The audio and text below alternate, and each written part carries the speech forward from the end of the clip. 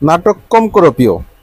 বিগত সময়ে যেই নাটক হয়েছে, যেই জঙ্গি জঙ্গি খেলা হয়েছে, সেই খেলা এই বাংলার জমিনে আর হতে দেওয়া যাবে না।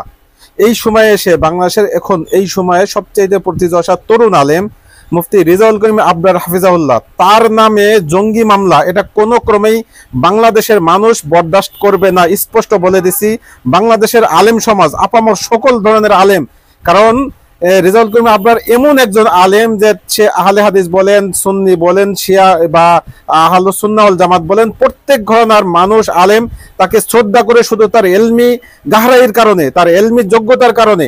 অতএব এইরকম একজন প্রতিযশা একজন তরুণ আলেমের বিরুদ্ধে জঙ্গি নাটক খেলা, এটা কোনো ক্রমেই বরদাস্ত করা হবে না। অতএব আবারও বলছি, নাটক কম করো প্রিয়। দ্রুত এই মামলাগুলি যারা করেছে, যে বা যারা করেছে, তাদের অতীত বর্তমান সব তদন্ত করে তাদের দেখা হোক যে তারা আসলে কারা কি চাচ্ছে এবং কেন বাংলাদেশকে নতুন করে উস্কে দিতে যাচ্ছে। আর একটা বিষয় মনে করিয়ে দিতে চাচ্ছি, আমরা আলেম সমাজ চুপ আছি তার মানে আমরা ঘুমিয়ে যাইনি। আলেমদের নিয়ে আর একবার সিনেমিনে খেলা হবে, সবকিছু তছনছ হয়ে যাবে। এই বাংলার জমিনে আর কখনো আলেমদের নিয়ে সিনেমিনে খেলার কোনো সুযোগ দেওয়া যাবে না।